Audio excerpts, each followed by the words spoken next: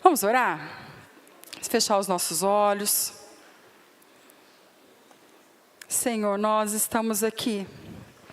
Como durante todo esse culto, nós já declaramos, ó Deus, Tu és o Deus da nossa vida, o Deus da nossa salvação, o Deus em quem nós confiamos e sabemos que certamente todo o Teu cuidado se manifesta sobre as nossas vidas.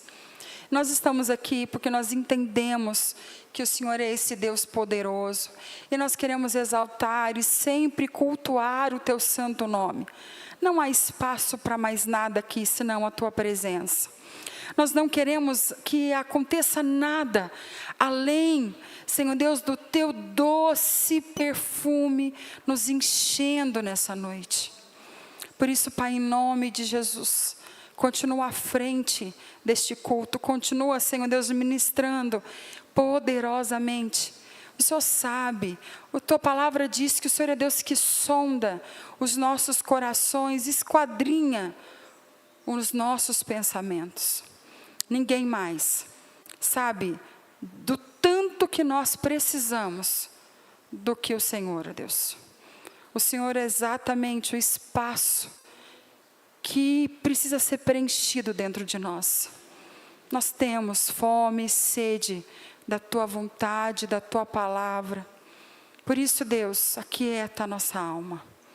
Aquieta-nos, Deus, para que apenas o Teu Espírito, e apenas Ele, tenha espaço e ministração nos nossos corações agora. Essa é a Tua casa e o tempo que nós estamos aqui. Nós sabemos que o Senhor liberará dos céus libertação sobre nós, restauração sobre cada coração, cura, Senhor, em nome de Jesus, renovo do Teu Espírito sobre cada um de nós, em nome de Jesus, amém? Amém? Vamos aplaudir ao nosso Deus. O Senhor é digno de ser exaltado, sempre essa é a razão de estarmos aqui.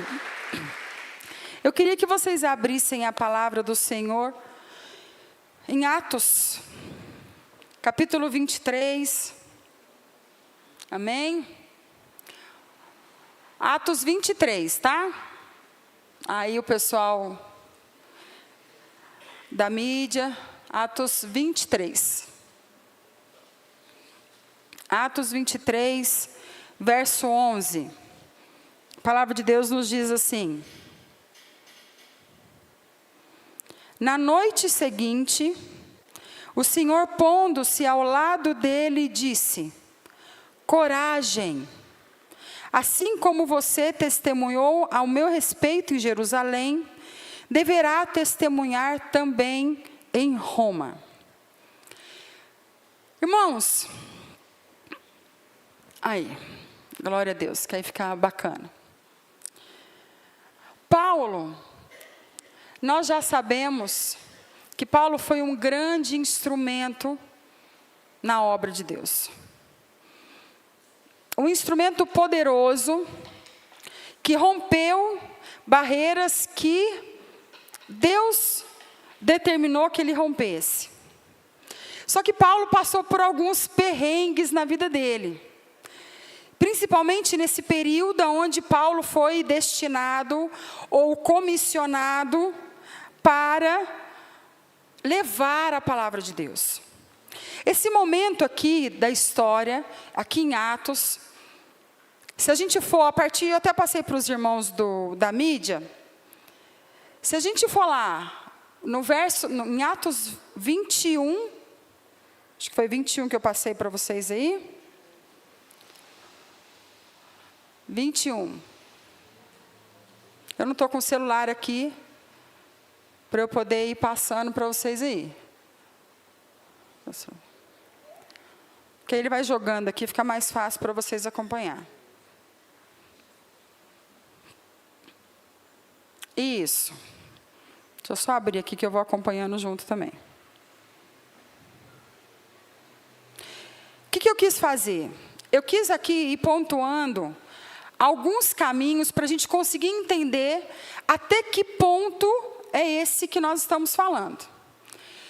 Paulo, ele depois de passar pela Macedônia, Éfeso, Corinto, ele chega em Jerusalém. E quando ele chega em Jerusalém, ele chega contando, você vai ver isso a partir do capítulo 21, vai entrando aí no meio do capítulo, ele contando, encontra-se com Tiago e encontra outros presbíteros, e ele começa a contar, empolgado, de como tinha sido aquilo que Deus tinha feito durante as viagens, ali pela região da Grécia. Então, tudo o que Deus tinha feito, ele começa a dizer. E aqui, a partir do capítulo 21, nós começamos a ver, junto com toda essa empolgação de Paulo, a preocupação dos irmãos com aquilo que Paulo faria naquele lugar. Então, para vocês entenderem, eles prendem Paulo. Eles não querem, os judeus, fariseus, e existiam ali alguns que também eram saduceus, eles não queriam que Paulo continuasse a pregar, principalmente para os judeus. Principalmente para os judeus. Então, para vocês entenderem a intensidade daquilo que Paulo passou até esse ponto que nós lemos agora, eu pedi para o irmão ir colocando algumas passagens. Aqui no capítulo 21, no verso 11, diz assim, olha: este veio ao nosso encontro, os soldados, tá? Aqueles que iriam prender Paulo, tomou o cinto de Paulo e amarrando-o às suas próprias mãos e aos seus pés, disse: assim diz o Espírito Santo, desta maneira os judeus amarrarão o dono deste cinto em Jerusalém e o entregarão aos gentios. Então ali os presbíteros contando qual era o temor que eles tinham e aquilo que aconteceria. Paulo seria preso. Depois, vai lá para o verso 21, 32. Não, isso. A parte B do verso diz assim, olha, aqui continua dizendo: este reuniu imediatamente alguns oficiais, era o comandante e soldados, e correu com eles para o meio da multidão. Quando viram o comandante e os seus soldados, pararam de espancar Paulo. A multidão se juntou para prender Paulo e para espancá-lo, bater nele, porque eles não queriam que Paulo continuasse a pregar.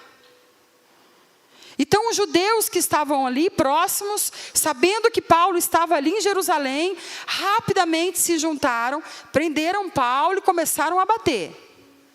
Quando o comandante e os seus oficiais chegaram, eles deram uma amenizada na pancadaria. Depois, nós vamos aqui em Atos 21, o 35, que diz assim: quando chegou às escadas, a violência do povo era tão grande que ele precisou ser carregado pelos soldados. Continua 36. A multidão que o seguia continuava gritando: acabe com ele. Então, será que estava fácil para Paulo? Estava ruim, não estava? Ele chegou ali todo empolgado, contando do que tinha acontecido em Jerusalém, e de repente o povo cata ele e começa a bater. Começa a criar ali uma situação completamente difícil para Paulo. Atos 22, a gente vai fechar esse ponto aqui. 22, tá? Continua dizendo assim: se eu começar a ver, nós não vamos fazer isso agora. A partir do capítulo 22, Paulo, diante do sinédrio, ele começa então a se defender. Ele começa a dizer quem ele era, qual era a formação dele, aonde ele havia nascido, tudo que ele tinha feito até encontrar Jesus. Ele descreve o momento que ele se encontra com Jesus e ele descreve aquilo que ele foi comissionado a fazer. É como se Paulo pegasse e dissesse assim: olha, vocês precisam me identificar, eu sou fulano, nascido em tal lugar, a minha função até agora foi essa, eu mudei de função, fui redirecionado por Jesus para fazer isso. Certo? Adiantou alguma coisa? Não. Porque olha aqui, cadê? Ó, 4, 3, 2, 1. A multidão ouvia Paulo até que ele disse isso. Então, todos aqueles que estavam ouvindo o que Paulo tinha falado, os judeus que estavam de fora, ouvindo toda aquele tribunal que se formava diante de Paulo, então todos levantaram-se a voz e gritaram: tira esse homem da face da terra, ele não merece viver. Se a gente vai caminhando aqui no capítulo 22, nós vamos ver que mais de 40 homens planejavam, como fala, maquinavam matar Paulo. O objetivo desses homens era matar Paulo. Agora você pensa só. Será que Paulo ficou com medo?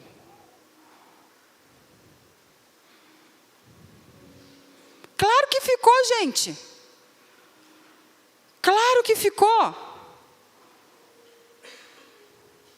Será que o coração de Paulo se amedrontou diante de uma situação que era tão difícil? Porque mesmo ele falando diante daquele sinédrio, daqueles juízes que se juntavam ali, e ele descrevesse tudo o que ele era, o povo continuava pedindo que ele morresse. Só que nós temos um detalhe bastante importante. Paulo era cidadão romano. Jerusalém estava dominado por quem? Por Roma. Como é que Roma ia matar um cidadão? Podia? Não. Mas não interessava. Aquele povo planejava a morte de Paulo. Então, no meio de todo esse pânico, de todo essa situação, de todo esse tumulto, todo esse alvoroço, veja bem, nós estamos falando aqui de todo um processo de perseguição e destruição da vida de Paulo. E aí chega num momento, esse que nós acabamos de ler, que diz assim, 23:11, pode jogar aqui, eu queria que ficasse esse versículo aqui. Na noite seguinte, o Senhor, pondo-se do lado dele, disse: coragem, coragem. Será que Paulo estava conseguindo dormir aquela noite? Será que ele estava conseguindo descansar? Será que ele estava conseguindo focar em outra coisa ou em outra situação? O coração dele, como é que estava?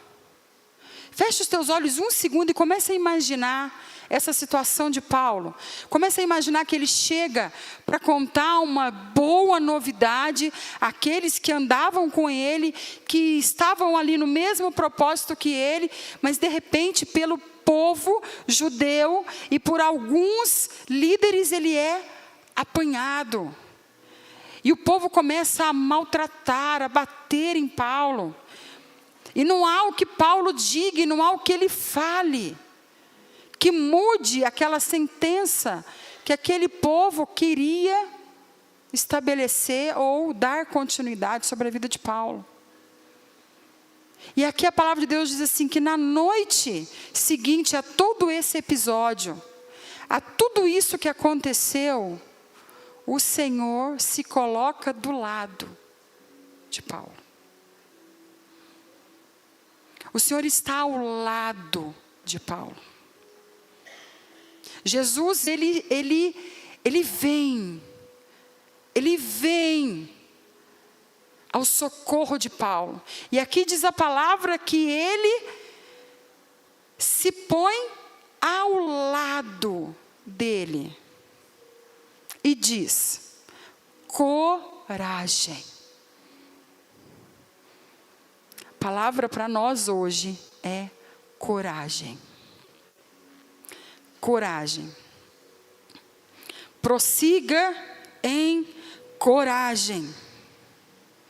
E existem algumas coisas que, assim como Paulo, nos amedrontam, né?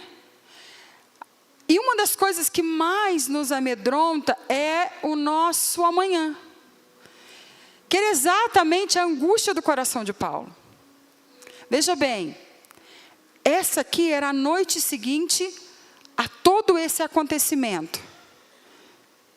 Será que Paulo pensou assim, o que será do meu amanhã? O que será que vai acontecer comigo amanhã? O que será que esse povo vai querer fazer comigo amanhã? O dia vai amanhecer, o que será que vai acontecer? Você sabe que hoje eu comecei a ler a partir do verso do capítulo 20, e fui lendo aquelas coisas para você ir entendendo também todo o fio da meada, né? Quando eu terminei Atos, e fui lá até o final do 28, sabe quando meu coração estava acelerado? Eu pensei assim, meu Deus, olha quantas coisas Paulo viveu. Olha quantas coisas aconteceram com Paulo, do momento que ele chega em Jerusalém, até Atos 28, nós vamos chegar lá. Olha quantas coisas Paulo teve que lidar e enfrentar, até que se concretizasse algo na vida dele, que o Senhor disse, nessa noite. Algo que o Senhor disse nessa noite, para Paulo, precisaria de um tempo para acontecer. Então, esse medo do nosso amanhã, esse medo do novo, nós temos medo de novos relacionamentos, nós temos medo dos tempos políticos, nós temos medo das mudanças da nossa vida. Eu ouvi alguém essa semana, não me lembro quem, me falar assim, o meu filho tem muita dificuldade com mudanças. É muito difícil para ele lidar com mudanças. Mas é porque é difícil mesmo lidar com mudanças. É porque realmente é muito difícil a gente lidar com mudanças.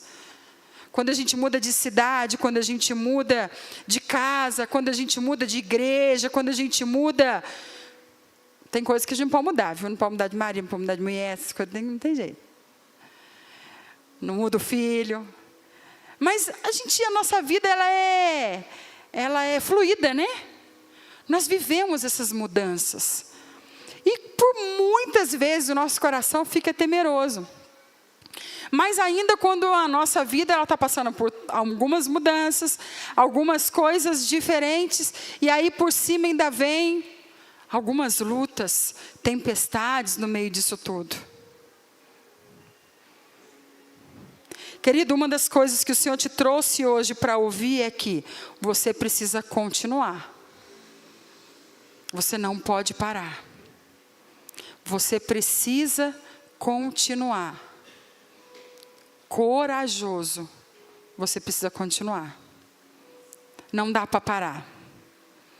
Porque aqui Paulo, ele não parou. Ele não parou. E ele continuou vivendo todo esse drama. O drama da vida de Paulo era a perseguição. E a palavra de Deus continua nos dizendo assim, aqui no verso 11. Tenha coragem, Pois, como você testemunhou ao meu respeito em Jerusalém, assim deverá testemunhar também em Roma. Queridos, olha que Deus bom. Não bastava aquilo que Paulo estava vivendo naquele momento. Deus senta-se ali, ou se posiciona ali ao lado de Paulo e diz assim: olha, tenha coragem, porque o negócio só começou.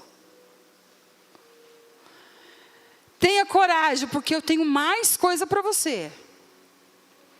Deus não olhou para Paulo, Jesus não se encontrou com Paulo e disse para ele assim: olha, você já sofreu muito até aqui, agora tudo vai ficar muito bonzinho. Eu vou aliviar para você, tudo bem? Não. Jesus disse para Paulo assim: coragem. Tenha coragem, porque você ainda vai fazer muitas coisas. Porque você ainda tem uma boa caminhada para trilhar. Às vezes nós precisamos entender isso na nossa vida. O Senhor nos chama para que nós tenhamos coragem. Mas não só para isso, mas Ele nos chama também para nos direcionar para algo. Existem alguns pontos que são importantes a gente entender, que vão me tornar essa pessoa que Paulo foi. Por quê? Porque nós precisamos efetivamente ter muita coragem para os dias que a gente vive hoje. Principalmente coragem para levantar uma bandeira, para sustentar uma bandeira.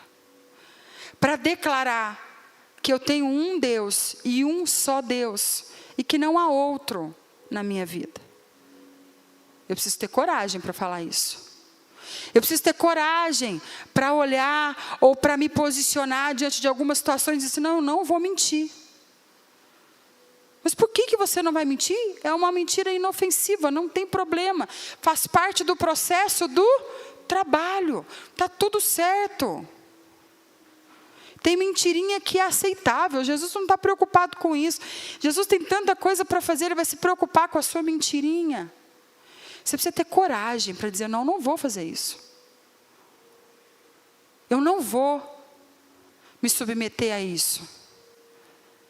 A gente precisa ter coragem para dizer assim: não, eu não vou desistir do meu casamento. Eu não vou desistir do meu marido, eu não vou desistir da minha esposa, eu não vou desistir do meu filho. Eu vou continuar orando, eu vou me levantar às madrugadas, eu vou me encontrar com Jesus todo o tempo, porque eu preciso de Jesus na minha vida. E para isso eu preciso de coragem. Eu preciso ter coragem para levar os alavancos que a vida muitas vezes nos dá, e que nem sempre nós estamos tão preparados assim. Mas eu preciso ter coragem para dizer: não, eu vou continuar. Algumas coisas nos tornam pessoas corajosas. Algumas coisas importantes na nossa vida nos fazem ser exatamente essas pessoas, como foi com Paulo. E uma das coisas é eu crer firmemente que o Senhor é o dono do meu amanhã. Irmãos, eu preciso crer nisso. Eu preciso crer que o Senhor é o Senhor do meu amanhã. O Senhor é Deus que está no controle de todas as coisas. Eu preciso crer naquela palavra de Jesus que diz assim: tenha um bom ânimo. Tenha um bom ânimo, pois eu venci o mundo. Assim como Paulo disse: não, essas tribulações são breves e momentâneas. Elas vão passar. Porque amanhã Deus fará coisas novas na sua vida, na sua família. Nós precisamos crer nisso. Então, a primeira coisa que eu preciso crer é que o Senhor é o Deus do meu amanhã. Veja que Paulo, nós não vemos em nenhum momento ele dizendo assim: Deus, cadê? Aonde o Senhor está? Paulo sabia que Deus cuidaria de todas as coisas. Inclusive, se fosse para ele morrer na mão daqueles homens, ele morreria. O Senhor é que tem o controle da sua vida, querido. Se você não crê nisso, você não vai conseguir dar o passo seguinte.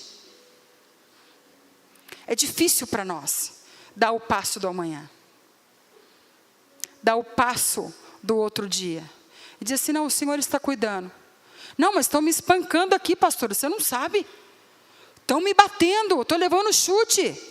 Eu estou levando soco. Eles estão jogando pedra em mim. Eu vou dizer para você assim: o Senhor cuida do teu amanhã. Fica tranquilo que no outro dia você vai estar um pouco machucado, com um pouco de dor, um pouco roxo, levemente mancando, mas o Senhor está com você. Outra coisa preciosa, nós precisamos saber quem é o Deus a quem nós servimos. Veja que Paulo, no capítulo 22, ele começa a dizer quem ele era. E depois ele começa a dizer quem Deus era.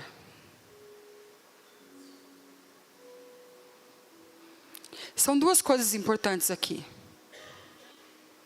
Eu preciso saber quem Deus é, mas eu preciso também entender quem eu sou diante de Deus. Eu não sou qualquer pessoa. Eu sou filha do Deus vivo. E esse Deus é poderoso. Eu queria que jogasse aqui Jó 9. A partir do verso 9. Diz assim: Ele é o Criador da Ursa e do Órion, das Pleiades e das constelações do sul. Realiza maravilhas insondáveis, milagres que não se podem contar. Quando passa por mim, não posso vê-lo. Se passa junto de mim, não o percebo. Se ele apanha algo, quem o pode parar? Quem pode dizer-lhe: o que fazes? Deus não refreia a sua própria ira. Sob os seus pés, até os súditos de Raabe se encolhem. Como então poderei eu discutir com ele? Alguém discute com o Senhor aqui? Ah, discute sim. Discute sim. Bate boca sim. O Senhor está dizendo: eu cuido do teu amanhã, eu faço. Eu estou no controle. Não, cadê Jesus? Não está nada. Bate boca. Eu quero fazer assim. O Senhor está dizendo: mas não faz isso. Não é desse jeito. Se submete àquilo que eu estou fazendo. Eu estou no controle. E aí a gente fala: não. Eu sou o dono da minha vida. Meu corpo, minhas regras. Como achar palavras para com ele argumentar? Não tem jeito. Não tem como. Não tem como. Nós precisamos saber quem é Deus. Deus é o Deus Todo-Poderoso. Deus é o Deus que tem todo o controle na palma das mãos dele. Inclusive a sua vida e a minha vida. Então, para compreender Deus, nós também precisamos ser corajosos. nós precisamos também ser corajosos, para nos empenhar nesse conhecimento da pessoa de Deus, ter certeza de quem Deus é. Nós precisamos ter coragem.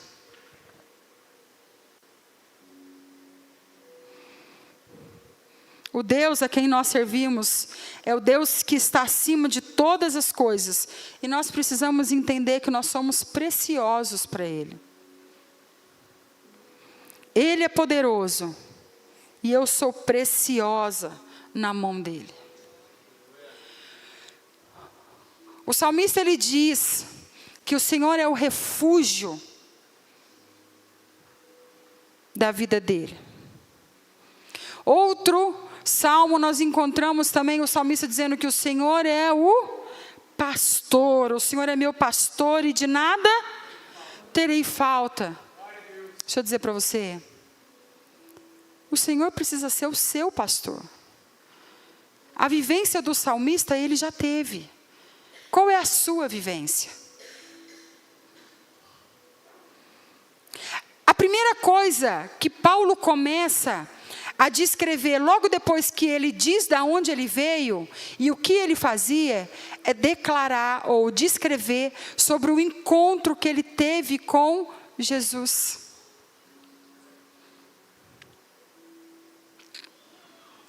Você precisa ter essa vivência, essa experiência.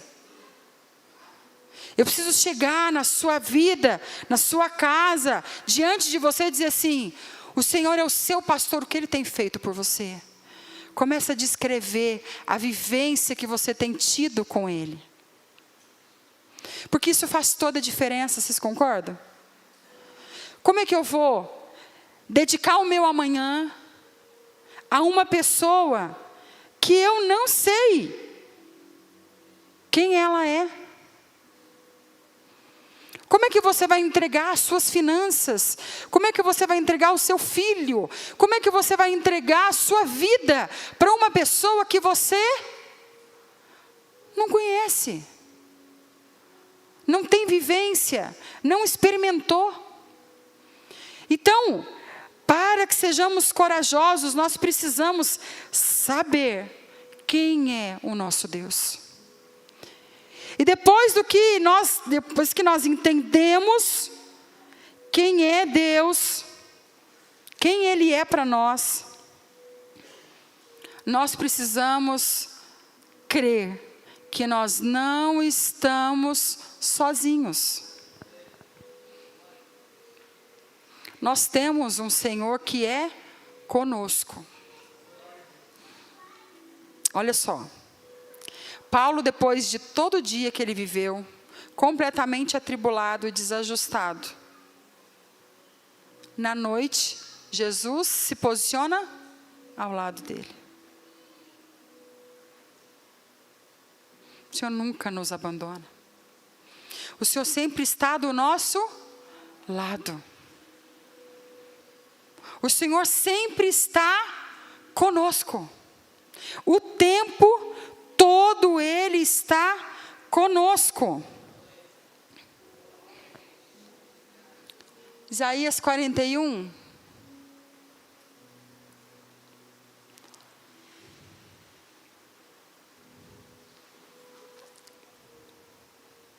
(41, 10), tá?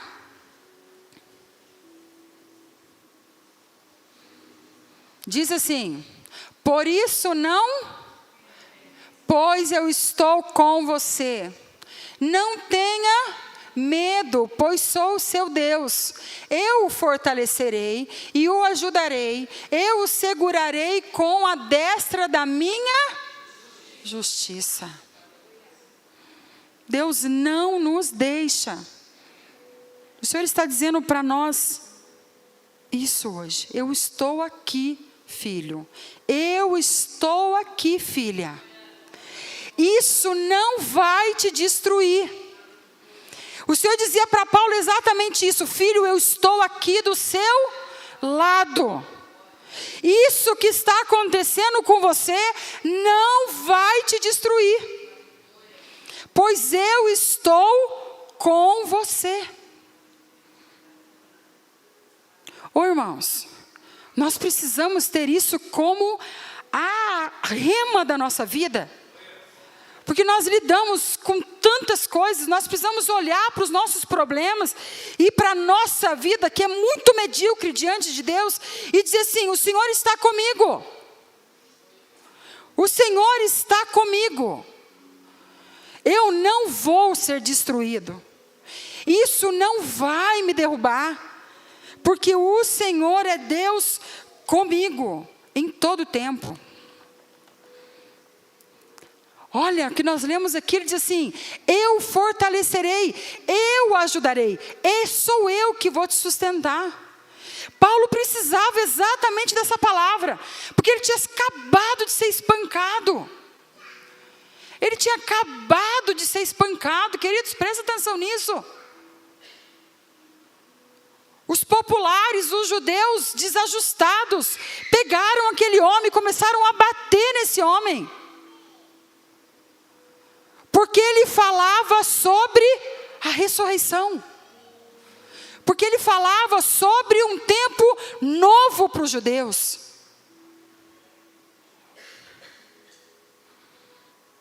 Nós precisamos ter essa certeza, porque é essa convicção que não vai nos deixar desistir.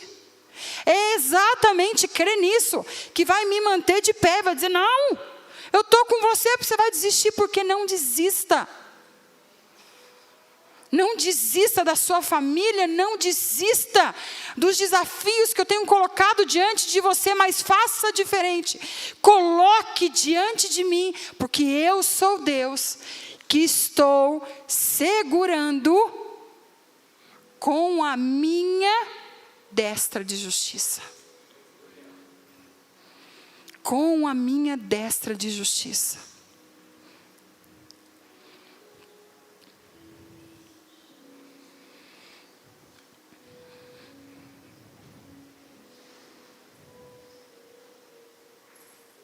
O Senhor tem promessa para nós.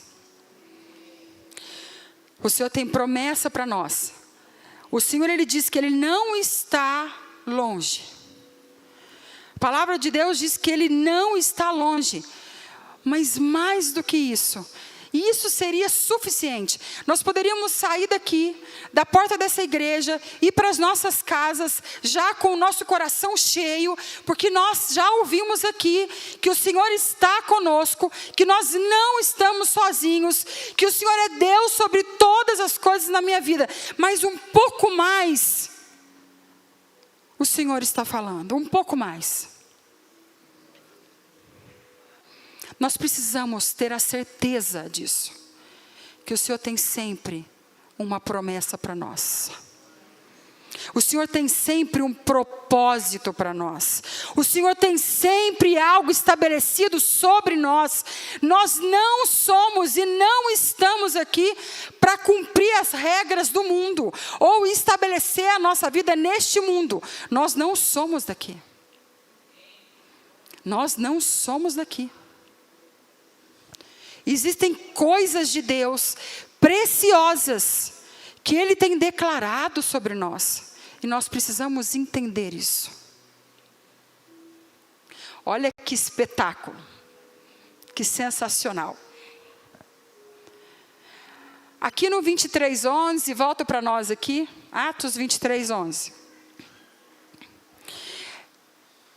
O texto diz assim, olha, nós já lemos que na noite seguinte, o Senhor pondo-se ao lado dele, então, o Senhor, entendemos quem Deus é. A posição de Jesus junto conosco. E agora, Ele tem uma palavra, tenha coragem. Tenha coragem. Tenha coragem. Tenha coragem. Esse é o consolo. Esse é o consolo dele para nós. Mas ele não só nos consola, mas ele também nos estabelece em propósito. Ele diz para Paulo assim, olha, presta atenção. Pois como você testemunhou, Paulo, presta atenção, você está apanhando aí. Mas eu estou com você. Você precisa ter coragem. Por quê? Aquilo que você já fez em meu nome em Jerusalém, você vai agora fazer lá em Roma. Paulo fez? Eu vou desafiar você, igreja, a chegar na sua casa e ler do capítulo 21 até o 28 o que Paulo fez. Aliás, o que Deus fez através de Paulo. Para você ver se Paulo foi bem sucedido ou não. Mas aqui no capítulo 28, eu queria que vocês fossem aqui comigo.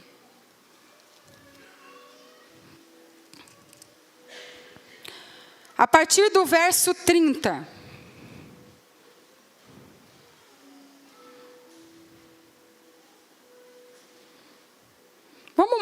Vamos fazer o seguinte, vamos a partir do 28? Joga lá para nós. Olha só. Portanto, quero que saibam que esta salvação de Deus é enviada aos gentios, e eles a ouviram. Ok, os gentios ouviram. Já estava sensacional. Continua, 29. 29. Travei. Foi? Foi não. Foi quase. Vamos aqui para a Bíblia, aqui para o papel. 28, 29, 30 e 31 nós vamos ler. Diz assim: portanto, quero que saibam que esta salvação de Deus é enviada aos gentios, eles a ouvirão. Depois que ele disse isso, os judeus se retiraram, discutindo intensamente entre si.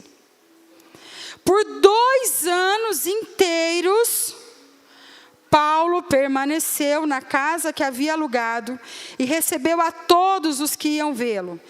Pregava o reino de Deus e ensinava a respeito do Senhor Jesus Cristo abertamente, sem impedimento algum. O que aconteceu? O que Deus fez? O que Deus fez, igreja? Cumpriu o que tinha dito que faria. Ele consolou, prometeu e cumpriu aquilo que ele tinha dito a Paulo que faria. É assim nas nossas vidas. Aquilo que Deus diz sobre nós, Ele cumpre. Ele faz. Deixa eu dizer para vocês, Paulo ficou por 2 anos ali pregando por toda Roma. Você sabia que das epístolas de Paulo, Romanos é a maior? E a que mais fala sobre pecado. Paulo ficou 2 anos pregando por Roma, fazendo exatamente o que Deus havia dito que ele faria. Por 2 anos, ele pregou livremente, sem impedimento algum. Deixa eu dizer para você, é isso que Deus tem para você. Deus tem para você palavra para te encorajar. Seja corajoso, tenha bom ânimo, vai lá, faz. Mas presta atenção, eu tenho mais para você.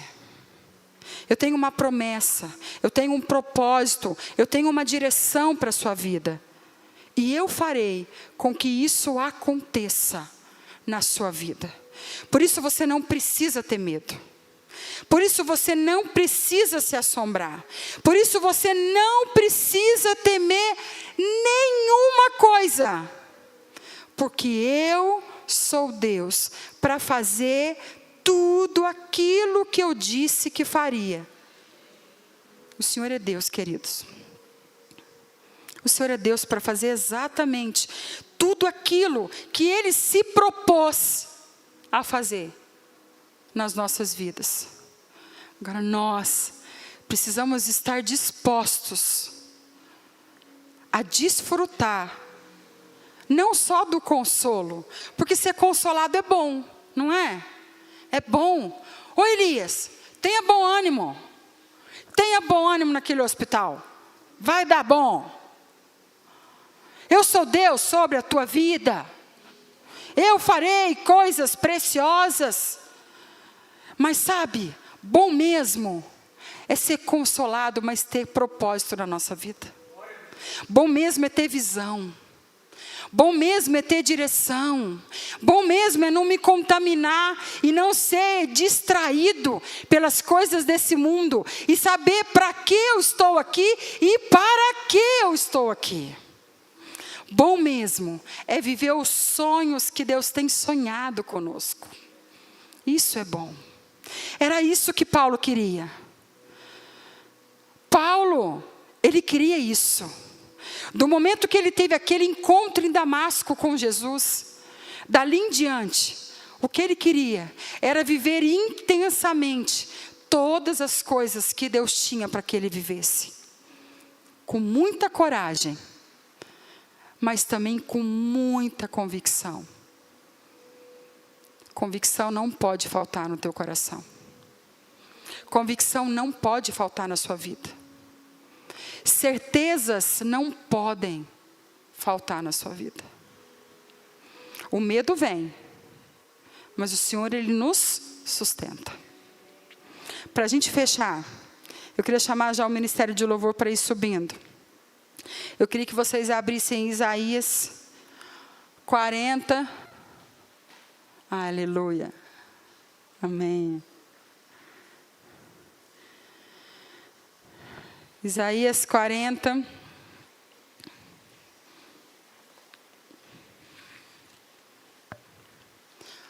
Nós vamos aqui do verso 25 até o verso 31. Eu queria te chamar para ficar de pé.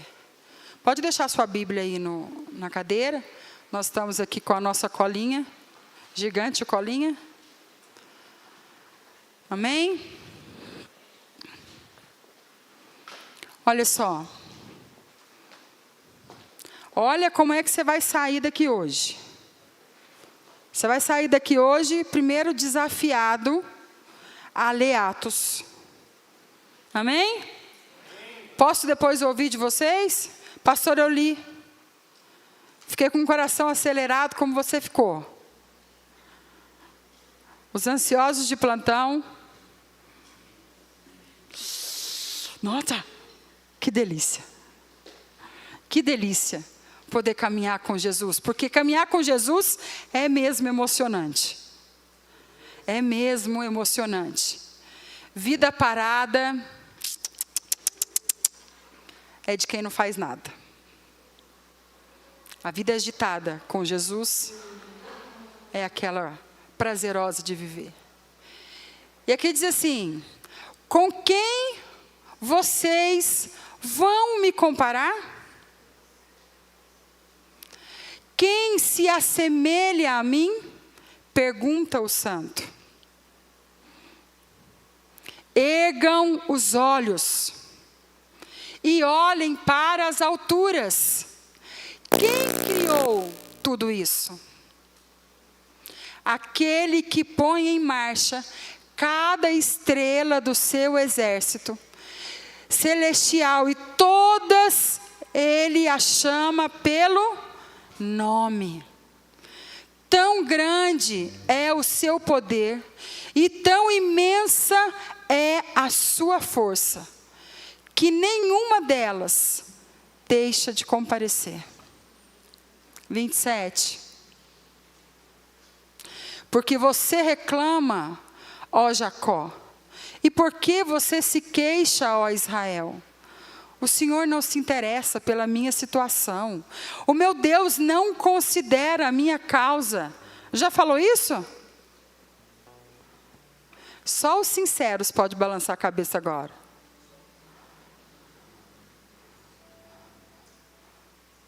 Já.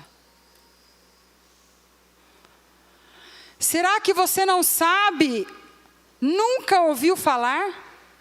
O Senhor é o Deus eterno, o Criador de toda a terra. Ele não se cansa, nem fica exausto. A sua sabedoria é insondável. Ele fortalece o cansado e dá grande vigor ao que está sem forças. Até os jovens se cansam e ficam exaustos, e os moços certamente tropeçam. mas aqueles que esperam no Senhor renovam as suas forças, voam alto como as águias, correm e não ficam cansados, andam e não se cansam. Paulo, ele esperou no Senhor. Paulo, ele esperou no Senhor. E no momento que o Senhor aparece ali, se encontra novamente com Paulo, se posiciona ao lado dele, diz para ele, coragem. É quando ele viu tudo isso acontecendo. Quando o Senhor fala, coragem, porque eu tenho algo para você. O que você fez até aqui já foi sensacional, mas eu tenho coisas muito maiores para fazer. Sabe, o Senhor, ele sonda o nosso coração, não é isso que a palavra de Deus diz? A palavra de Deus diz que ele sonda o nosso coração. E nessa sondagem que o Senhor faz no nosso coração, é quando ele vai encontrando esses corações. É nesse momento que ele vai encontrando esses corações.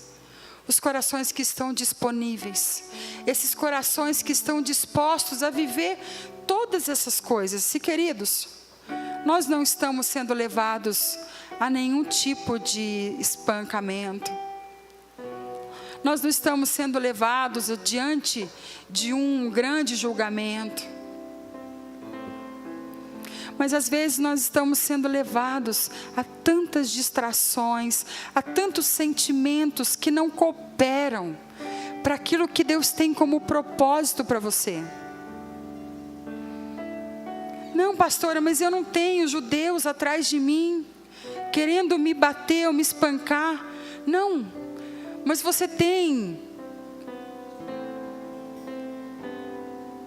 o seu egoísmo batendo na sua cara. Você tem, às vezes, o seu medo espancando as suas costas. Às vezes você tem a inveja espancando os seus olhos e não permitindo que você veja. Às vezes você tem outras coisas, às vezes você tem o seu extremo cansaço que nunca passa. E nunca tem disposição para nada, nem para orar. Você está sendo espancado e não está vendo. Você está sendo esbofeteado e não está olhando.